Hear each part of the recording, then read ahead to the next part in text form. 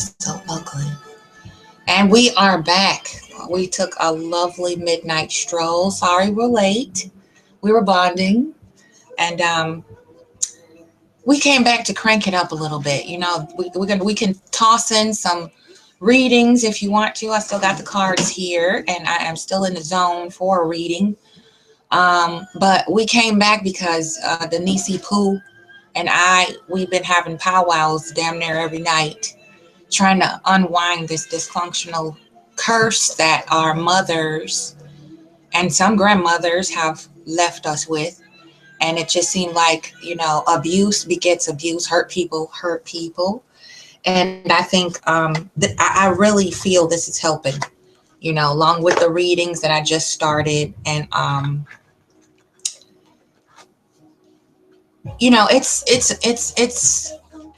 it's some questions I just want to ask some of y'all old, mean ass women, and I can't totally fault the older generation because they're only repeating and replicating what was done to them.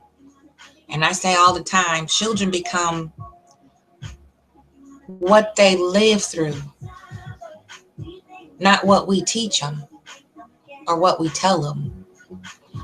And it's a painful journey to go through to have, mentally ill parents and grandparents. So it's so many parallels of dysfunction and abuse that I share with my niecey poo. Um, Lots of it makes me just want to start bawling, like, because it just takes me back to a place that is very unpleasant.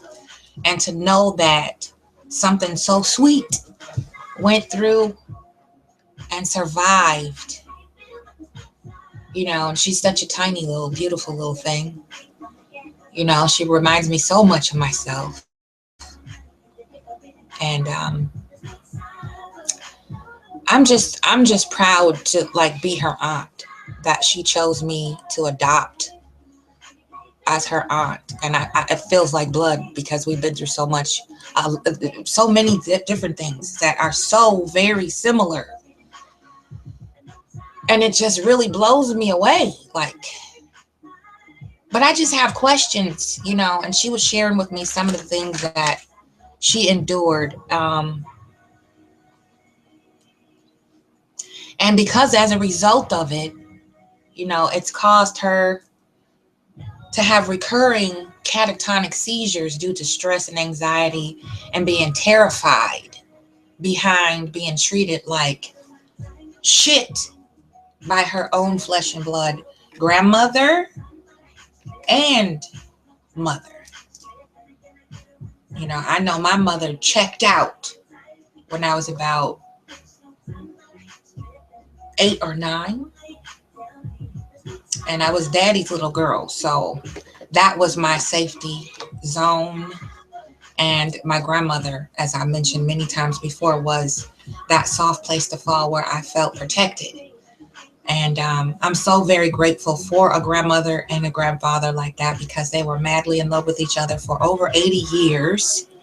And when my grandfather passed, my grandmother never remarried and she remained loyal and faithful to him until she passed. At 96 years old, I was 22 when she died. And it killed me. It crushed. That was like the only person that I was absolutely sure, other than my father, who really, truly showed me what love was.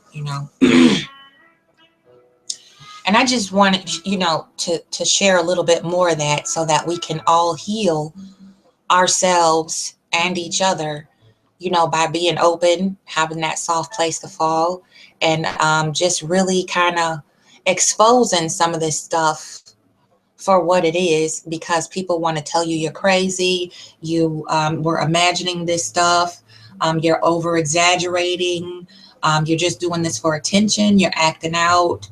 It's all kinds of dismissive, um, speculatory things that people say to you when you reveal the fact that you're abused. And I said many times before that, we teach our kids how to lie when we cover up the abuse that we give them and show them, because it's shameful and it's embarrassing. And basically, the people that tell you not to talk about it and not to discuss it and not to share it is full of shit. So we're just going to crank it up a little bit. And I'm going to kind of translate some of the stuff into psychological terms, kind of dissect it like I do. Um, and I just want her to share, like, her feelings now as a woman, young woman, emerging from all of that shit, trying to sift it through and figure out who she is, figure out what she wants to do and what type of woman she wants to be. Because it's a monolithic way of raising a daughter by trying to turn her into a mini me of your fucking self. And that is what really gets me going when I see that in this modern time, with women who, want a fucking smaller version of themselves. I think that is really sick, because children are individuals. They're not little pawns or little drones to be programmed like goddamn computers, So, like, you were telling me about the physical part of the abuse. You were about what, like in fourth or fifth grade, you were saying? Yeah, between second and fifth grade. Okay, between second and fifth. So that's like little. That's still what I would consider a baby. And you know how I do. I jump in and interrupt and talk all over you and all that shit. But I know, like, I remember when I was younger, when my mom was dating one of her first boyfriends, and I guess they had that type of attitude where it's like, oh, you're just making it up to snap, because I used to see shadows. And I guess they were like, oh, it's just you, you're just imagining stuff. And I was like, okay.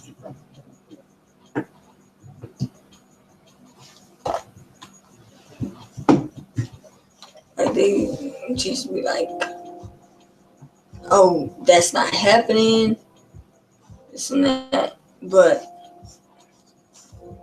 I don't know. Yeah, the denial is what really burns me. Because I was told that too, And there's a 20-year age gap between me and Nisi Poo here, and this shows you that it's real, and it shows you that you don't want to ever fucking let somebody tell you what happened to you didn't happen. Make you think you're crazy. That's called gaslighting. Um, and it's very important to talk about it, because you release the pressure, you release the stress, and it's very therapeutic to just put it in a timeline. That's why I encourage young girls to keep a journal of their life, especially when they're going through really, really hard times, because your mind is just in a warped state, and it's really hard to think clearly.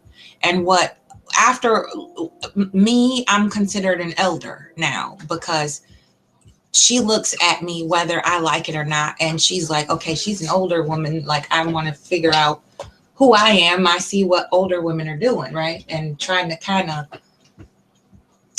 put the dots together. Because I know I did. I would look at older women, and I still do, and go, she's pretty sophisticated. She's smart. She's this or this, And dog cat, don't just ignore her. I would look up to other women, how they dress, if they can sing, if they were talented or whatever. And I wanted to try to adopt qualities that were classy and sophisticated and polished. And, that's, like, I won't. I've done that with a lot of people, even Julia and Ashley.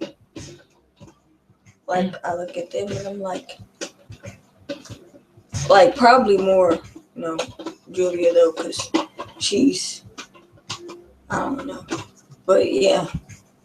Like, I looked at them both, and I'm like, oh, I wonder if I can do that. I want to try to do that. Because there's like 3 years between you and Jewel. Yeah. And then Ash is 5, because you're 21, she's 20, so you have 5 years. Then there's a big jump with me, 23 years, because you're 21. And Devin is 2 years. 2 years. So it's still the peer group. And then there's me, the elder. And then, of course, our parents. Like, my mom's in her 70s, damn near 80. And your mom's in her, what, 30s? My mom, she's in her 40s. 40s? Okay. She's June 20th, I think. 71. Okay, yeah, she was a few months older than me. Yeah. And then your grandma's got to be like in her 50s, 60s. I'd say 50s, between 70s. Okay. They got her birthday mixed up, so I'm not sure. I think it's 1953, but January 20th. Okay, so there's a good range of ages in the women, in our immediate circles, And I look at that too because of the generational thing. It's the grandma, the mom, the daughter, and the granddaughter. And I look at my daughter and her granddaughter, and I see a lot of the traits that I display in my daughter, and I'm starting to see some in my granddaughter. And being that I wanted to break the cycle, I kind of try to do things totally opposite, with not having a voice. Children are to be seen and not heard. You just don't have a say in your own life, which I think is another can of shit. Because if you want your children to make good decisions, you have to guide them into it. You have to help them understand things. You have to explain a lot of shit that as an adult, you might not feel you should have to explain shit to kids, but hello, that's what children are. They're sponges. They don't come here already knowing. They don't have a strong psychic muscle yet. They have intuition. They understand feelings and emotions, and they can read that. However, you have to have a map, a basic map of how you want to give them principle, how you want them to shape their life once they form their own mindset. And it's very important to accept the fact that they're different and they're not going to always think like you. They're not going to always understand how you think, and vice versa. So, I do really wish my daughter was here too, because it would be a great powwow. But, I think just the universe ordered it so that we can have some alone time too.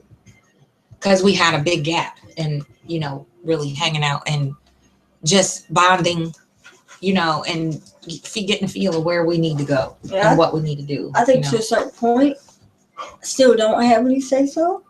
What are they going to do? That's just how they've always been.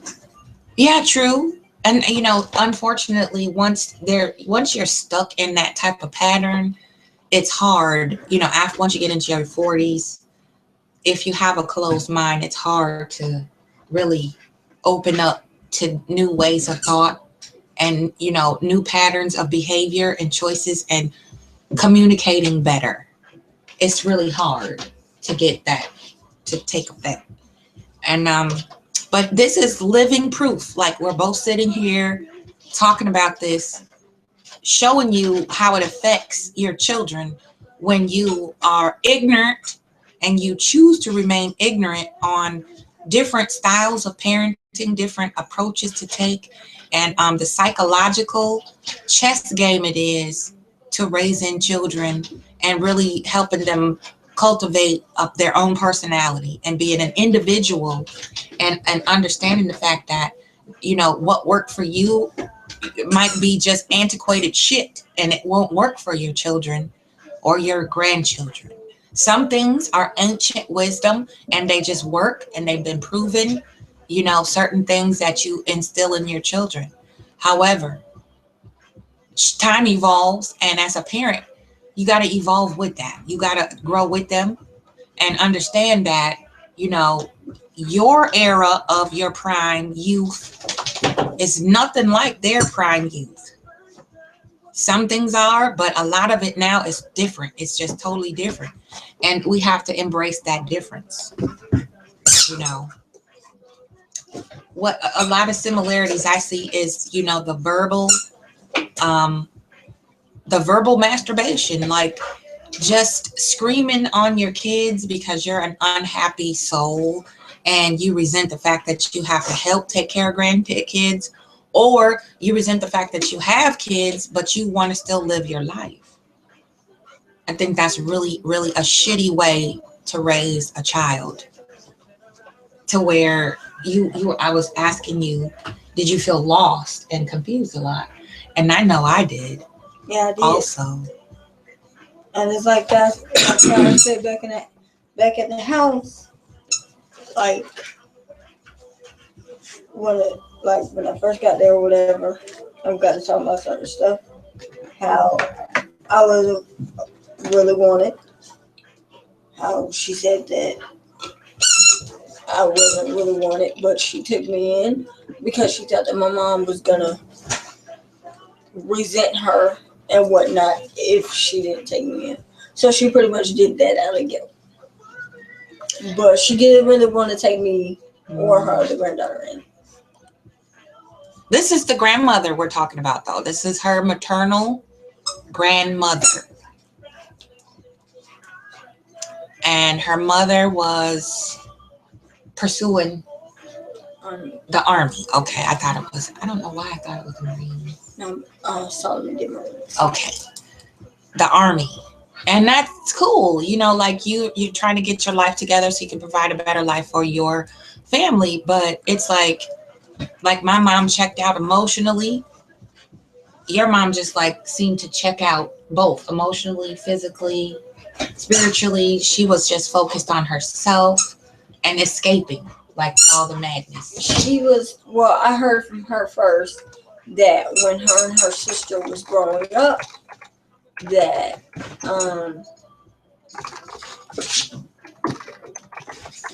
my grandmother wasn't the best. She said that they have that she was talking about the same they have where grandparents, what parents that become grandparents, they will spend, was it 180, 380, however it goes. Yeah. And they totally changed. She said that happened with her. And she didn't understand because the way that she became, she wasn't like that with them. That's deep. That's super deep.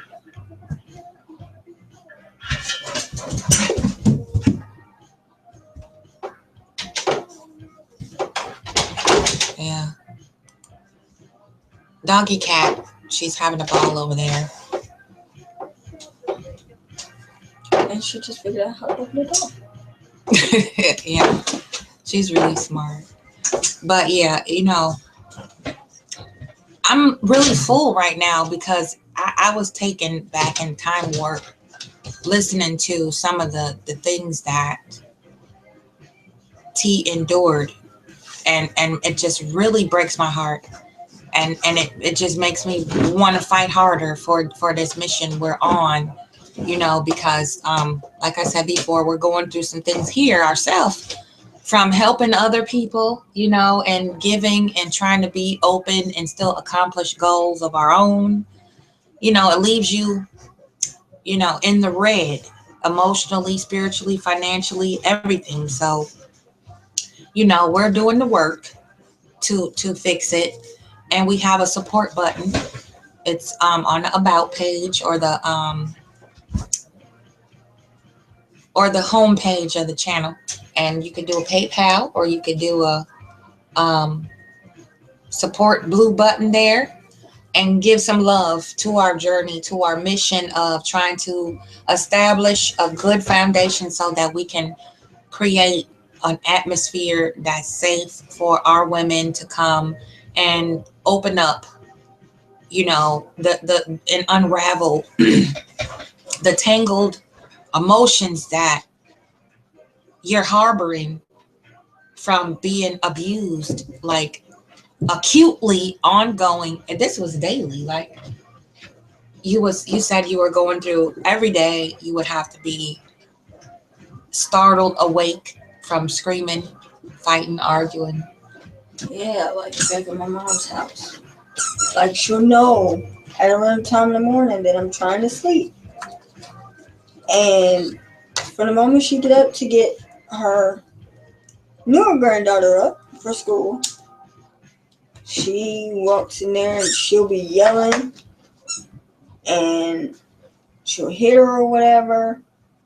And she's carrying on with her little 4-year-old antics early in the morning, and she'll know I'm sleeping, trying to sleep, and they'll just be loud all morning up until she's leaving for school, and my grandmother just walk around, still being loud, just making pretty much, it's like there's negativity from morning to night.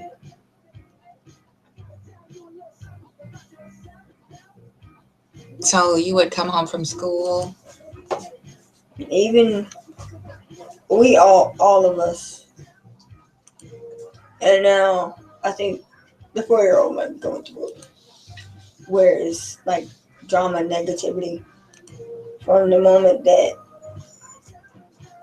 she wakes up to the time she goes to bed. All she does is complain and pretty much be negative.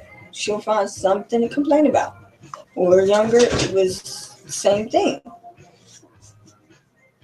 She'd get me and her other granddaughter up like real early in the morning, 3 or 4, something like that. And she'd be going in. Every time, every day that we see her, she would just be. So for a lot of your life, you lived with your grandma, right? Yeah, yeah. Off and on, like. Middle school, part of 7th grade, it was like my mom. I left from there, and it was when I moved to Alabama. I've been with both. Okay. So, and you kind of traveled a little bit because your mom was in the military? Yeah. But I never really stayed with her. I was there in Texas or going for a trip or whatever, which my grandmother had an issue with that. When my mom was dating who she was dating during our time in Texas. Oh, that's another thing. Like, oh, I'm glad you said that. Because of the, narcissism, mental illness, demonic possession, Leviathan. That is something that I've been going in on Leviathan, because mothers who resent their daughters, they tend to turn around and resent anything or anybody that loves that child because they do not love their child, and they force their ugly, demented thought process onto this child. And a lot of times, they think they're preventing something from reoccurring, and actually they're really creating a self-fulfilling prophecy, like teenage pregnancy. We were talking about that because it was so many repetitious cycles of that. You said a couple of your relatives went away to Job Corps, they came back pregnant. Yeah, I think that's how the story went when my aunt had her first child with my uncle Silas. I think my grandmother said that she went away to Job Corps. I can't remember if I think it was Silas, and she ended up having either her child with Silas or her child with Cliff. But either way, she went off to Job Corps, was supposed to be doing that. She ended up with a child. And of course, she had an issue with him. She's had an issue with pretty much everyone. Just no matter who it is, she just finds something in every relationship and everyone to have an issue with. That right there, what she just said, creates poor decision making skills in choosing an adult partner, adult peers, in heterosexual relationships, dating, marriage, relation, whatever, choosing friends. It gives you a clouded judgment. You don't fucking know because you haven't been guided and taught in the proper way. It's just like, you know what? This happened to your older sister when she went away to Job Corps. So now you can't go to Job Corps because if you go to Job Corps, you're going to come back pregnant. That is really ignorant and it's abuse, because you're trying to make your kids into a cookie cutter of dysfunction. And I say this all the time, and people think I'm crazy. All the whole time from 2009 up to now, this is what I've been talking about. And people think that it's a fallacy. It's no, you just fucked up. You don't know what you're doing. You're an ignorant single baby mama. And it's because our mothers and sometimes our grandmothers didn't teach us and guide us and give us a good example of how to choose correctly and discern what's dangerous and what's not, and the type of people that we should surround ourselves with, because living in dysfunction, not addressing those issues of your childhood, the abuse, the neglect, it causes you to spawn children that you abuse and neglect, and they're confused. It ties it all back into that circle where we were saying a lot of times as young children, we didn't know what the hell was going on. We were trying to figure out why am I being screamed on? Like, what did I do now? You feel like everything is your fault because you're being told that, because of you is why I'm miserable, basically. Yeah. Like when we stayed with Atwater in Texas and we came back here,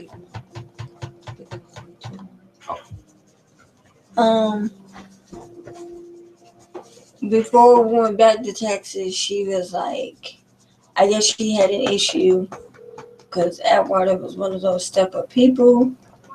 And she was like, well, that's another thing. She had a conversation, and I don't remember exactly what she said, but she was like, that's another thing. He's not your dad, so stop calling him dad. Don't call him that anymore. Even though he didn't have an issue with it, she didn't want us calling him dad. Yeah. That was my mom's boyfriend at the time.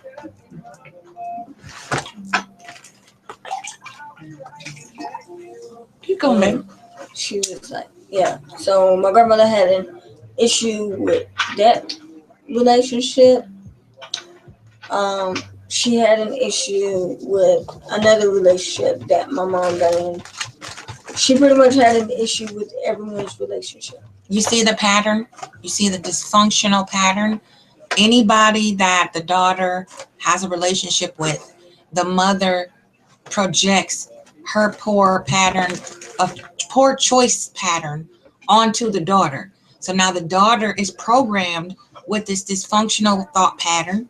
And then the granddaughter now is like, okay, I can't even choose right because everybody I choose there's disapproval there. Yeah. And it could be a good person. It could be somebody that is beneficial to her life.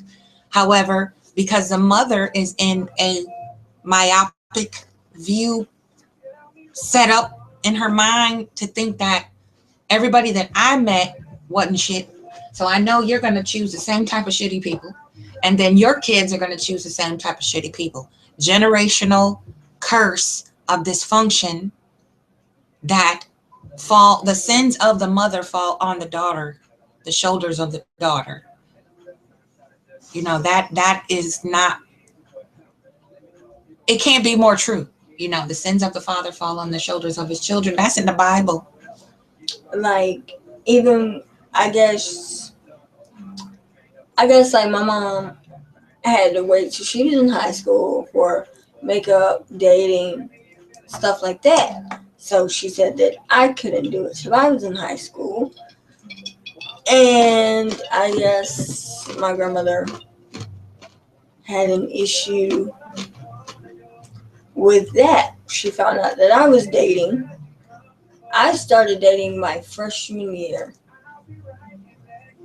Was single, I believe, my sophomore year. I believe junior and senior year. I'm not sure, but she had an issue with the fact that I was dating someone. Like my junior year, I dated someone in ROTC. She had an issue with that. I never told her that the guy I dated was white. And then my senior year of high school, I dated a guy who turned out to be in the university. And I guess she was so stuck on our relationship, which she did not know much about, that she felt anyone who came after him, she wasn't really accepting. And see, dating is a healthy thing for young adults, um, because you are getting a snapshot of different personalities. You're getting a feel of how to discern a dangerous person, a abusive person, versus a functioning, mentally healthy person. And it helps you socialize. You know, our community, our society equates dating equals sex. And that's not what dating is for. Dating is so that you can learn how to socialize in many different social circles, cultural circles, professional circles. It teaches you how to network and make choices that are good for you for your future. And you have to know how to communicate and learn to talk and meet people on their own wavelength of understanding. And without our mothers functioning healthy and understanding ourselves, we can't help our daughters understand who they are and who they're growing into being, emerging into. That's why I love Jeannie so much and her daughter. I love that chemistry they have, because it's still a mother-daughter, but they're you can tell they have a bond, and that's their best friends. Yeah, like I've only dated 5 people. Um,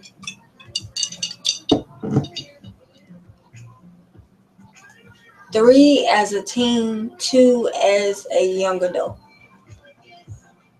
And I'd say out of those 5 people, which was like not very years apart or whatever, she only knows about 2 or 3 of them.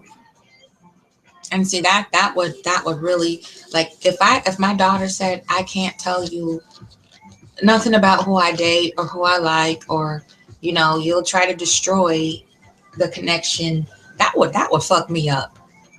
Like, my daughter, growing up, we talked about a lot of stuff, age appropriate.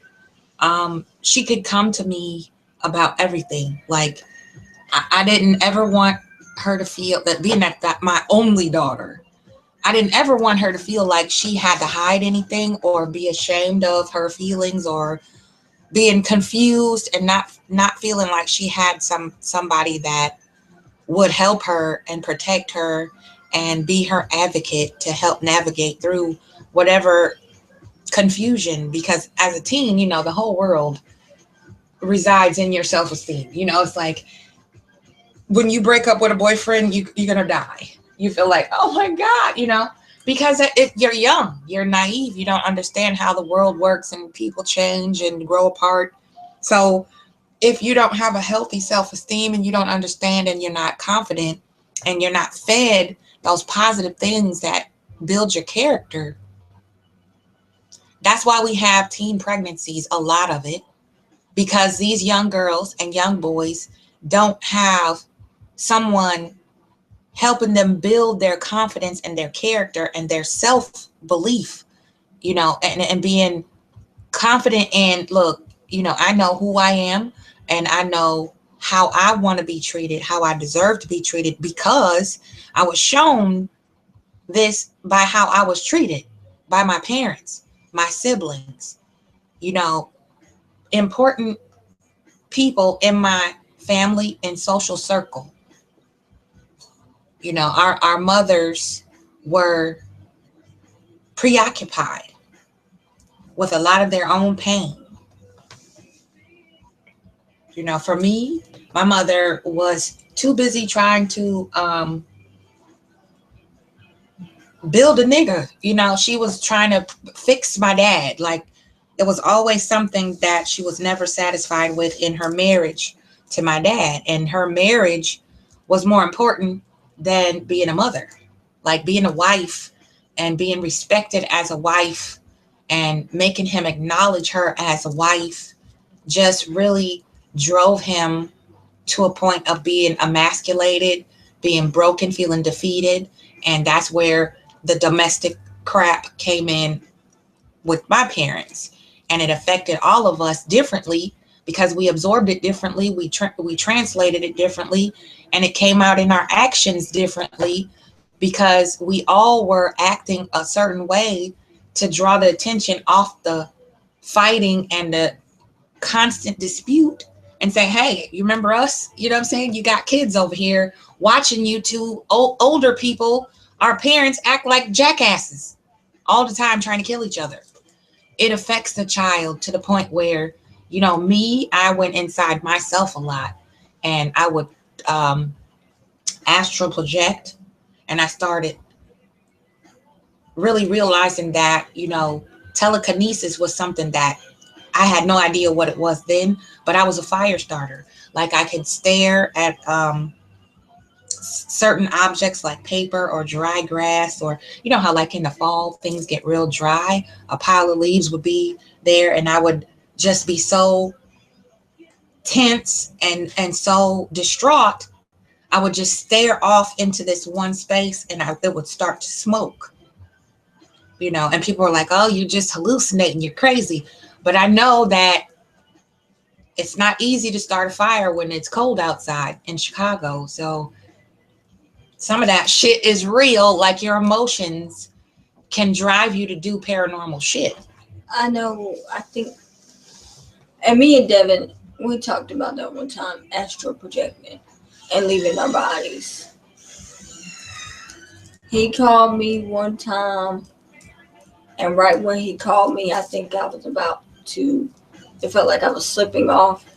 And I could tell because it felt like 1 minute I was sleeping, and then it was like I was sleeping, my body was sleeping, but my spirit was drifting off. Mm. Yeah. And he called me, and it would take a little bit of time, but I've always been able to astral project. I knew in high school that I could astral project, or possibly. I wasn't really sure because I would have dreams, and sometimes it was hard to tell if I was being visited, or if, one of those type of dreams was like, is this coming to me, or am I actually here? Mm-hmm. And I realized at one point that I could astral project.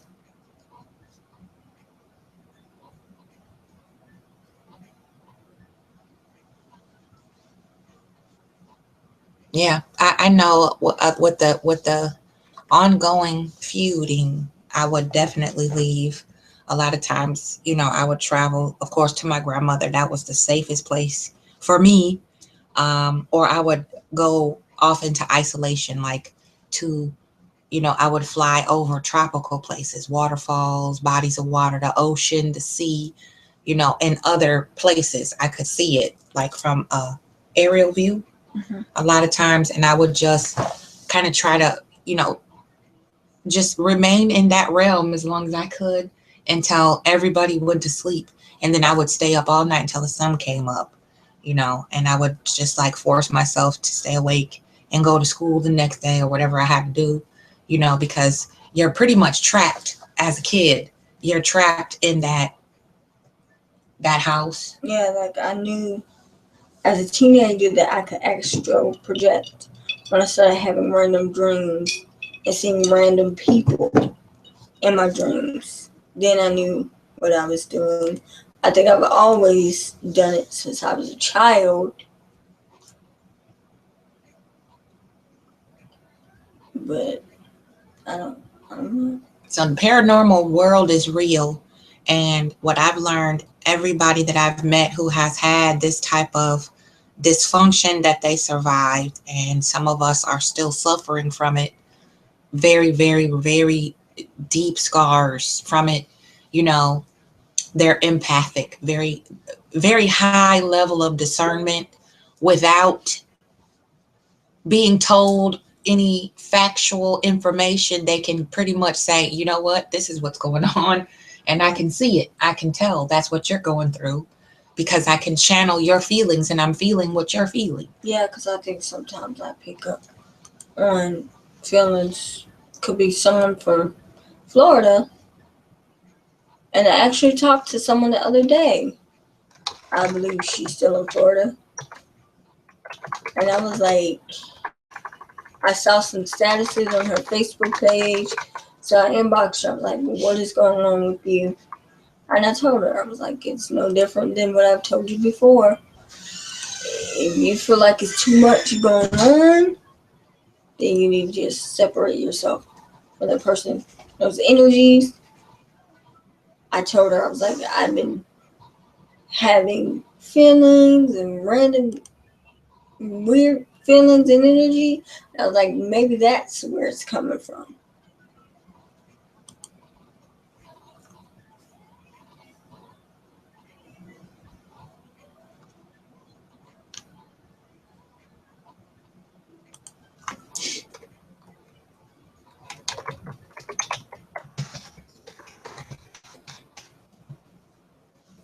I was like,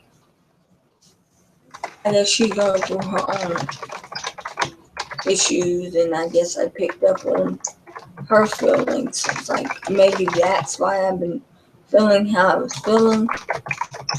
But I thought about it and I was just like, it's funny how you can watch other people feud with each other or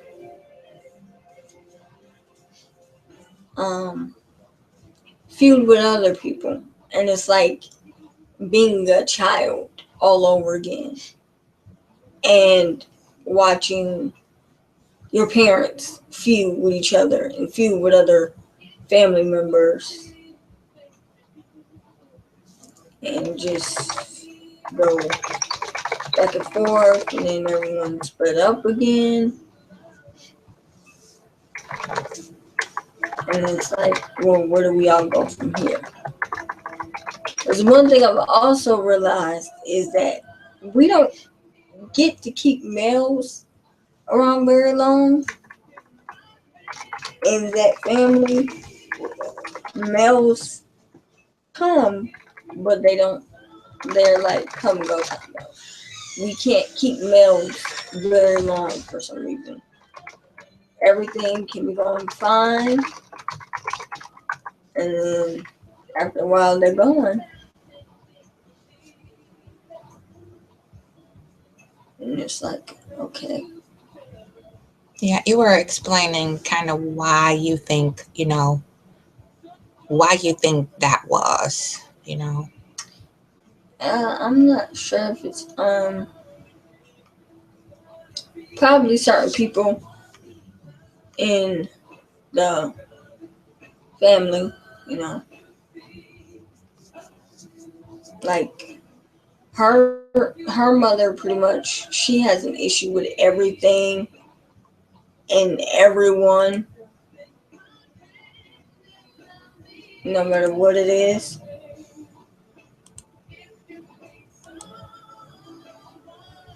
Like, relationship wise, it can be relationships, friendships. She finds an issue with everything and everyone. She's always been that way. And I thought of, I don't know, maybe they even ran off. Yeah, definitely is Could a be an under buzzkill. the table type thing. Yeah. And then I think that's part of where like the separation anxiety with certain people come in at too. Yeah. Because we don't keep males very long in a family. Yeah. We don't get a lot of positive energy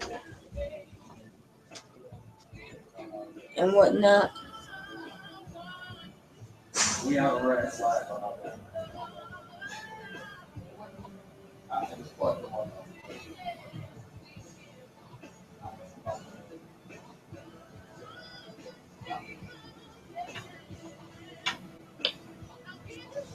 Like we don't keep father figures around, and the positive male figures and energy, we can't keep those around. So I think that's probably where some of the separation anxiety comes in, that and whatnot. Mm-hmm. Because I don't know, I have never been able to figure out why things go how they go, why we can't. I think we keep more females around than males. Mm. I can't understand why. Well, the females identify with that dysfunction, just like the males identify with the male first before they identify with the problem. They can relate to what the guy is going through. So it's like, yeah, dude, I get you.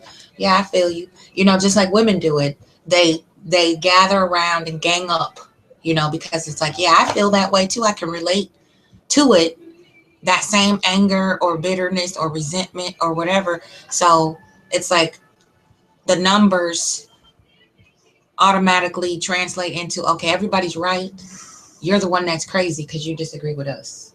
So that means you're the one that's off, when you are really the one that has the more rational voice, because it affects you totally different. Like, you're like, I just don't want to be a part of this. I just want to get out of here. Something's not right. And everybody else, mom, grandma, aunts, are all rallying together in this congress of dysfunction. So automatically, yeah, you're crazy. Everybody else agrees. Like, I've always felt something, and I've always been ready to go. I had never wanted to stay at her house. When my mom was going to Germany, actually might have been Germany, where the choking situation happened. My mom might have been in Germany. Mm. I believe she was stationed in Germany. But when she was going, I pretty much begged her to take me with her.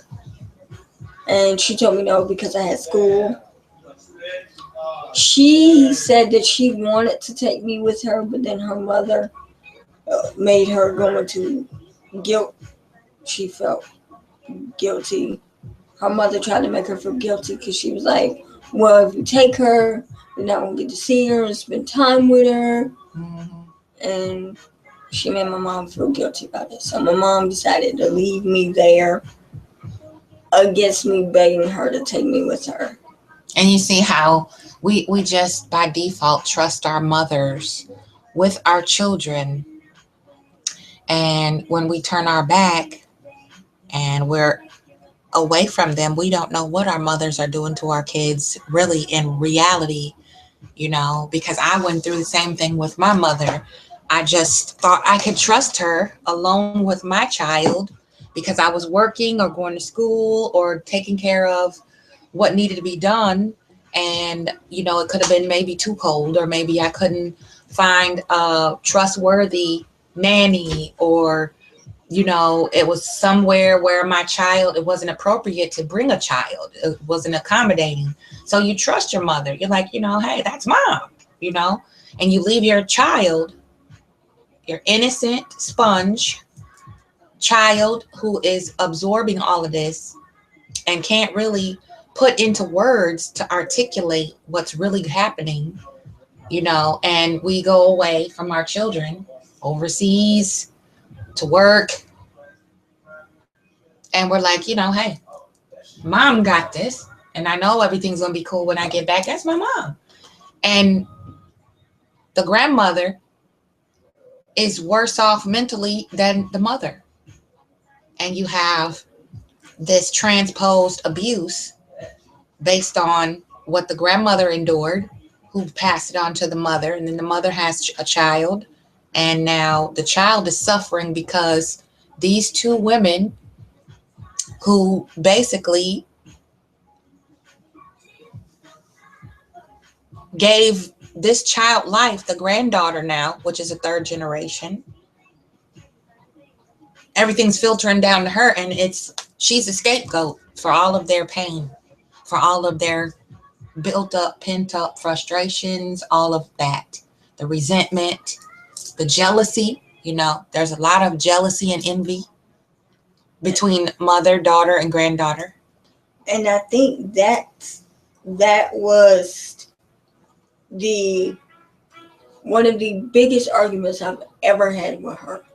I think it was like 4 or 5, and when she didn't take me with her, and turned out when we had our disagreement, she was leaving for Germany the next day.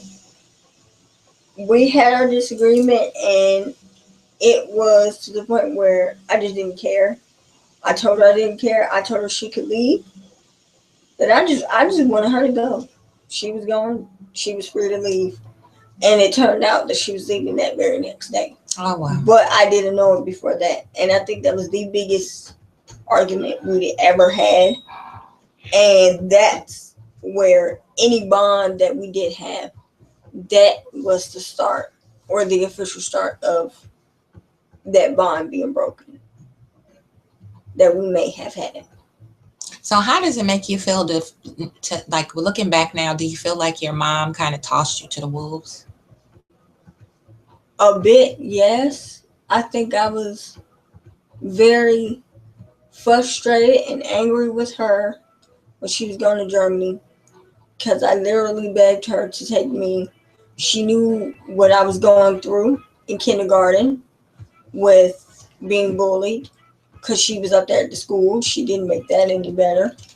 She knew what I was going through, and that was one of the main reasons why I asked her to take me to Germany with her. And then, like I said, I used to see shadows growing up, like a toddler kid. And I used to see shadows at her mom's house. And I guess I was too young to know how to handle it, so I wasn't really comfortable. Mm-hmm. I just knew I didn't want to be there. And when she didn't want to take me, or decided not to take me, against me begging her, whether I was literally on my knees or whatever, I think that was just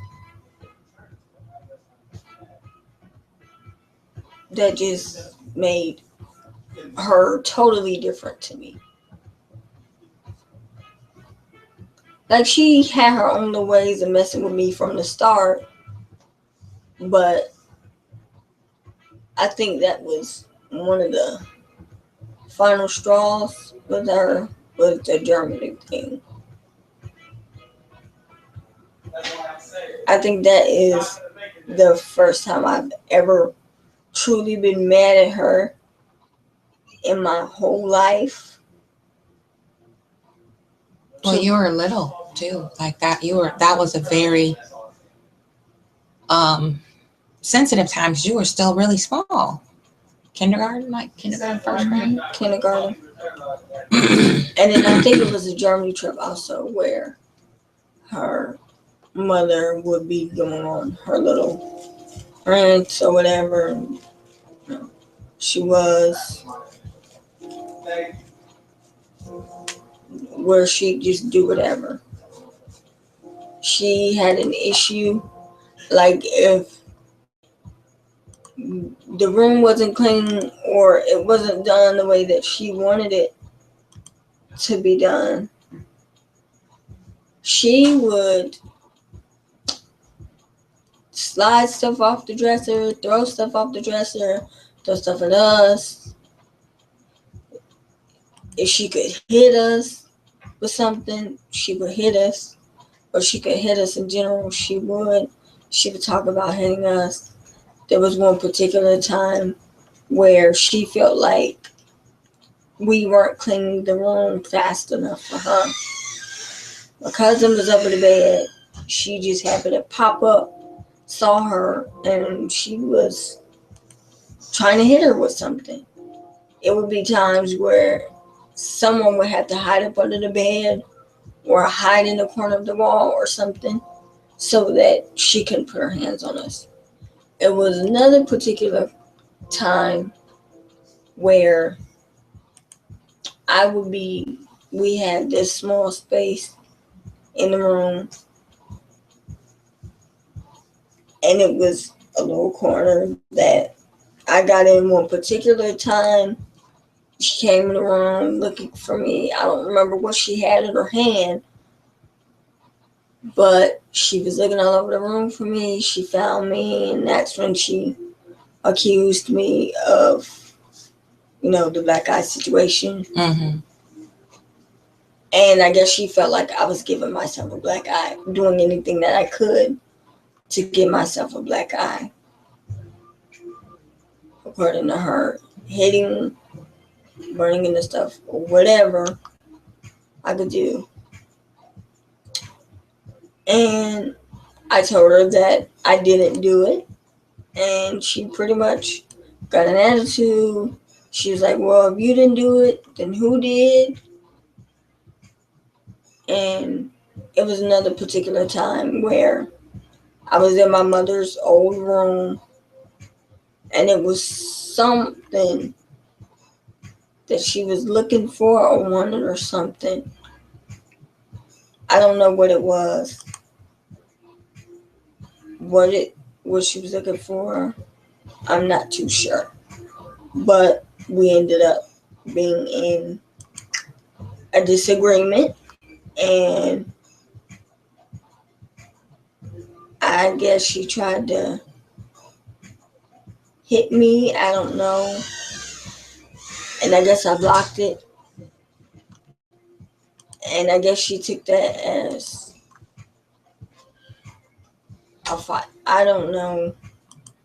I guess she took that as I was trying to fight her or something. So she let me alone. She walked out, walked back in. I don't know if she had anything or not, but we pretty much got into it. And she felt like I was raising my hands at her. And all I did was try to block her. She had me on the bed, my mother's old room. And she was kind of on top of me, so it was hard to move. And she was choking me. And this is the grandmother. Mm-hmm. Your grandmother. My mom wasn't there. I think she was in Germany at the time. She put her hands around my neck, and she said that she would choke me. She would kill me as she was choking me. And she did it to the point where I was struggling. I had her by her wrists while she had me on the bed choking me. And she was going to the point where I pretty much started to black out. I couldn't hear what she was saying. I couldn't understand what she was saying.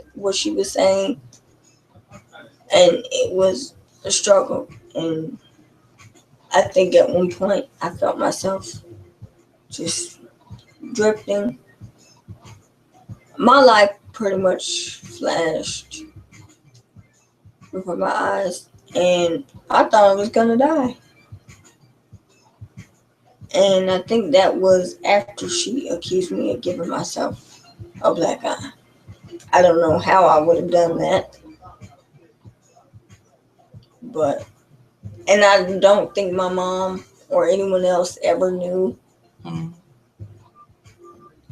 what she was doing to us.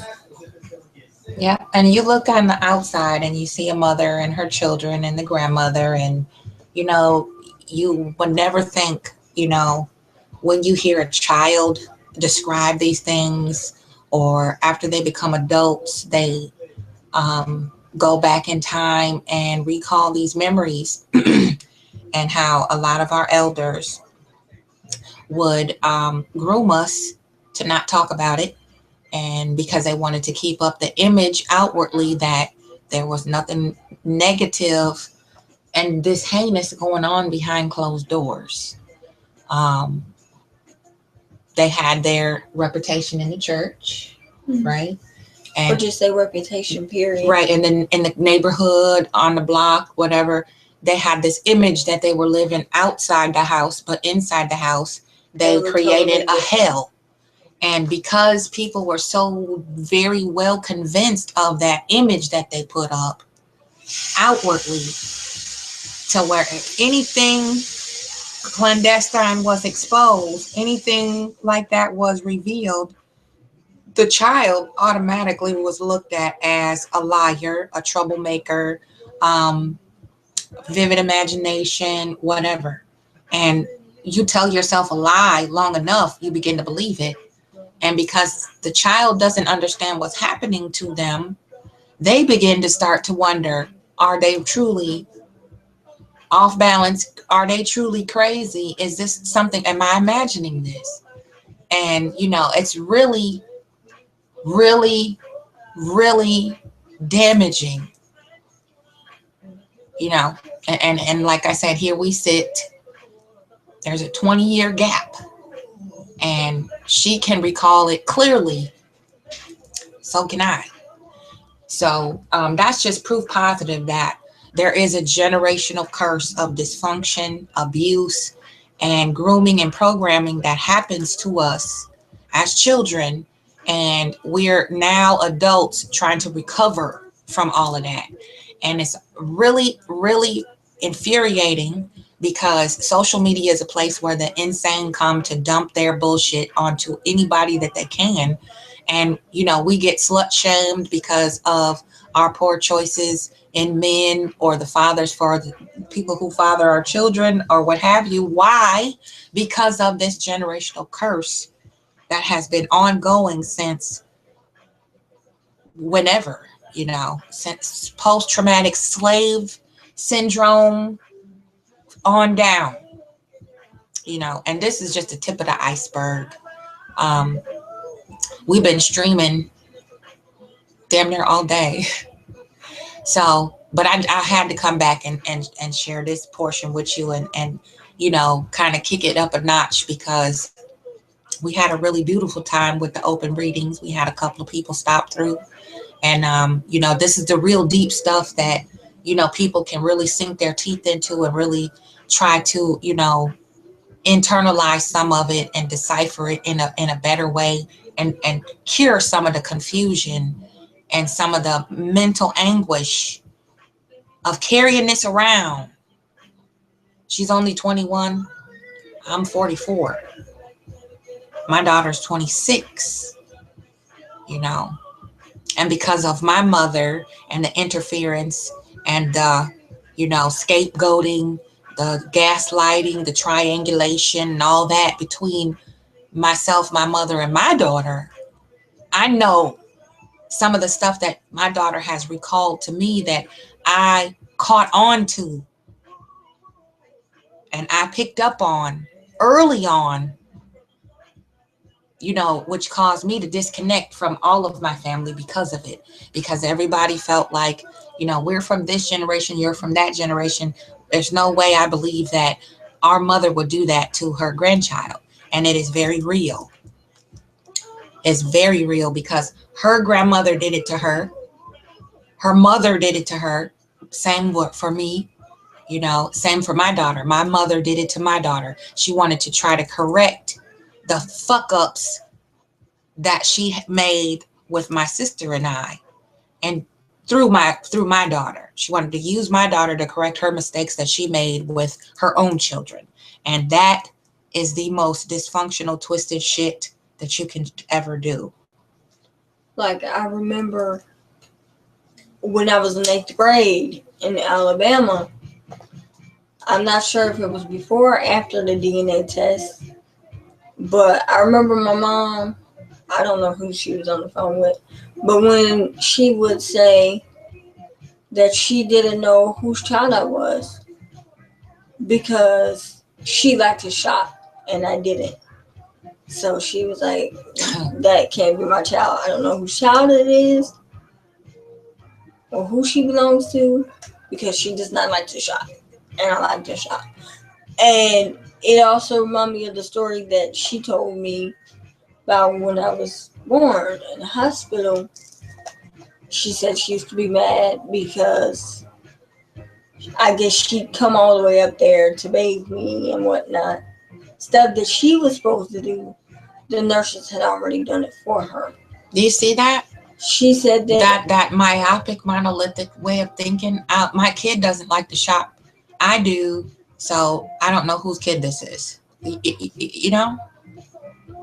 It's just. But she said that she's never said that. So yeah, there's a gaslighting. She said that I was loved in the hospital. She said one time she was confused because she said that they bought her a baby and she looked at it and she was looking confused and whatever else she said because they handed her a baby and she looked at it. She said that was not her baby that they handed her. So she was shocked and confused. And she was like, she thought that it might have been a switch up.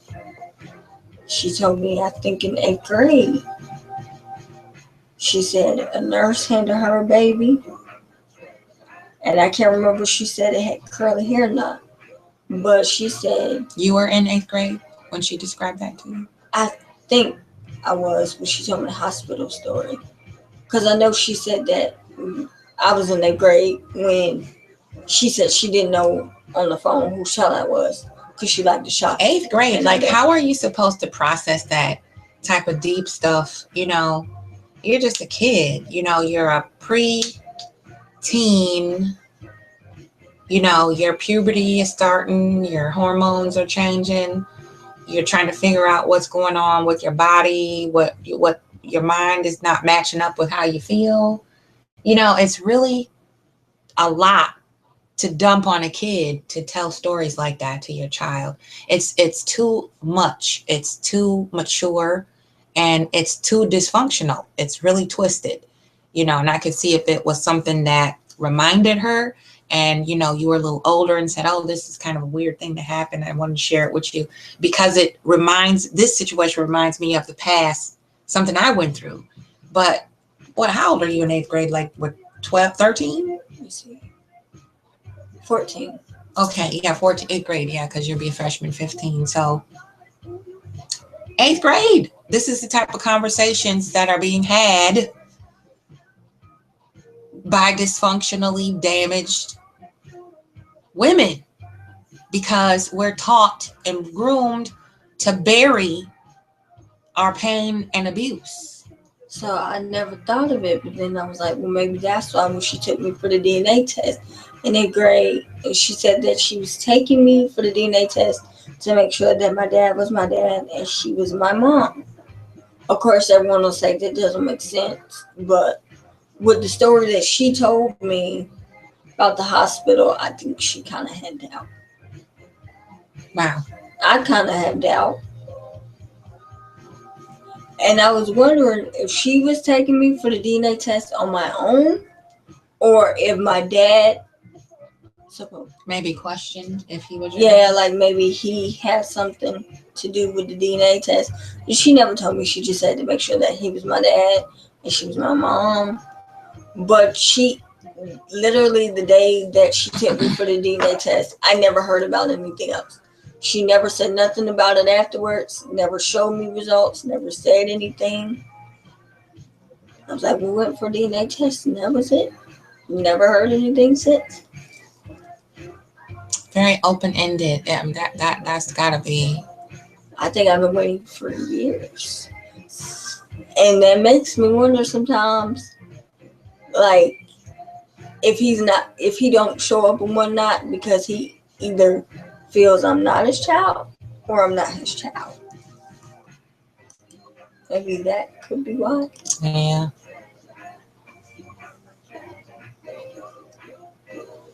And I don't know.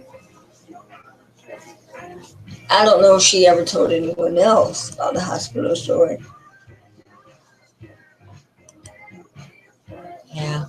She definitely told me. That is deep. Very deep. Very disturbing. Unhealthy. So it is getting kind of late, and I wanted to share this, just to kind of show you, A bit of what goes on. Yeah, it's real. It's real. It's real. And like I said, we're doing the work, and we're trying to establish, a firm foundation so that we can take this in a direction that's truly effective and truly makes a difference, and really, really branches out to help people and make it stick. So again, if you feel a love donation in your heart, hit the support button, um, or the PayPal button on the About section on Queen Common Sense. Also, run on over and subscribe to Empath Angie, because I'm going to be building on that channel more with the readings and the spiritual work and holistic stuff that I'm going to be sharing soon.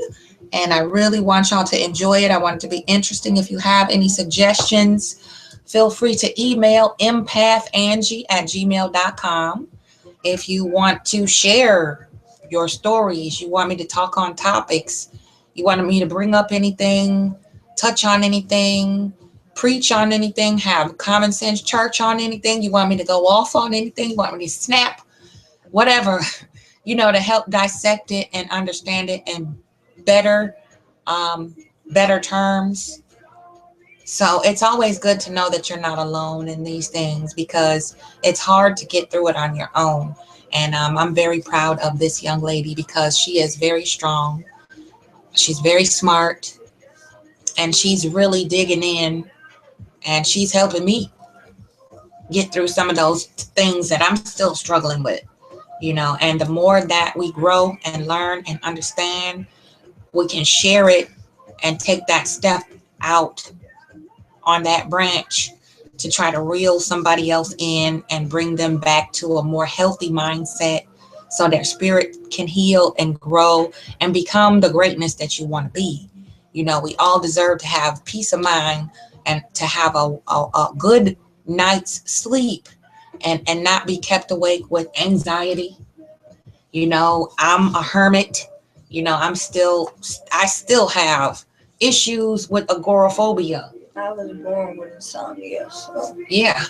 And I suffered insomnia off and on for, I can't even tell you, way before way before junior high. I think I was in fifth grade when I realized I was an insomniac, and just I didn't know why. My mom said I used to basically drive her crazy before I was born because I would be sleeping like during the day. She said as soon as night hit, I would be up. Yeah. Wanting to play with her. And I used to get on her nerves.